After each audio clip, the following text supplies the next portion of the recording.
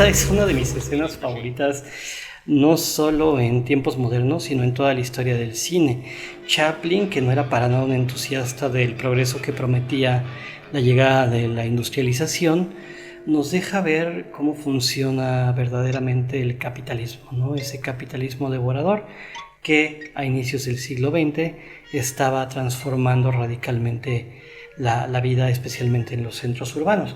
Recordemos que los primeros trabajadores de las fábricas durante los finales del siglo XIX y los primeros años del XX eran personas que generalmente habían venido del campo y que habían abandonado sus oficios, palabra que quiero enfatizar y que me gusta mucho, porque el sentido de quien hace un oficio es el que oficia, es decir, el que aprende una labor desde hace mucho tiempo y que la ejecuta a partir de esos aprendizajes, ¿no? Y que en ese sentido no necesariamente tiene que ver con lo sagrado, no necesariamente, pero puede tener que ver con ello, ¿no?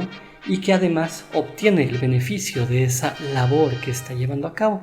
Pues bueno, resulta que esa gente es la que se muda a los grandes centros urbanos y empieza a trabajar en las grandes fábricas, donde es por supuesto el socio capitalista quien además promete traer el progreso y el trabajo y la dignidad humana, ¿no? Supuestamente el que se lleva todos los beneficios de la labor de los trabajadores, ¿no? Y empieza a acumular riquezas sin que ellos gocen en realidad de ningún bien, porque son asalariados y se les paga muy poco, etcétera.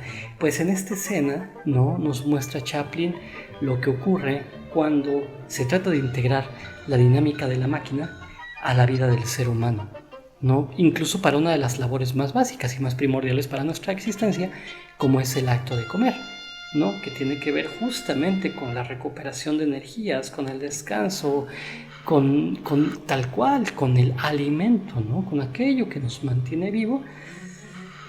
Y pues resulta que los socios capitalistas de esta película no quieren que el trabajador tenga un momento para descansar, sino que el acto de comer esté integrado a su dinámica laboral. Entonces inventan esta máquina que supuestamente va a alimentar en este caso a Charlotte, ¿no?, sin que éste abandone su estación laboral, lo cual es perversísimo, ¿no?, si nos ponemos a pensar.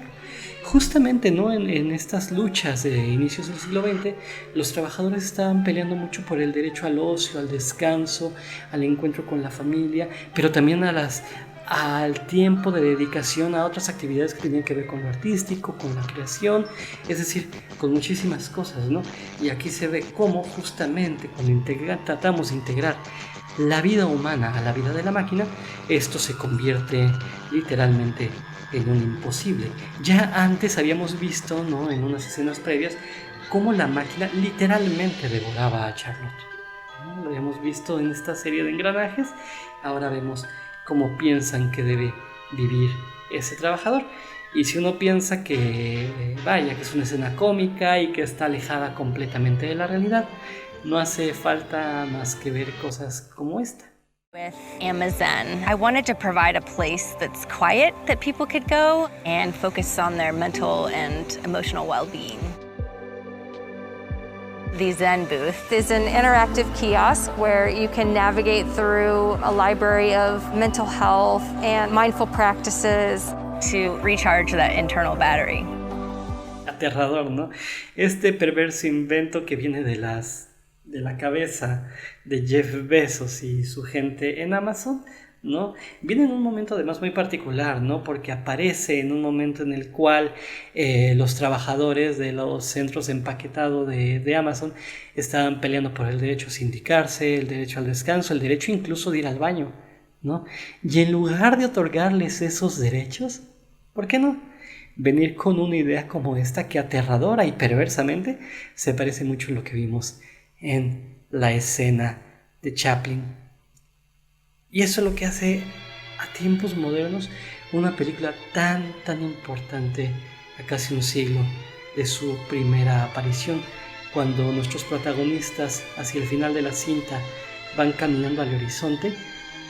Caminan hacia el horizonte no como en un final feliz, sino con la incertidumbre por el mundo que vendrá. Hoy en día, francamente, debería de avergonzarnos un poco pensar que hemos creado la peor pesadilla para Charlotte. Y pues bueno, esto fue nuestro primer Politropo. Soy Francisco de León en este proyecto de Hermano de Fonekinesis. Nos vemos la próxima.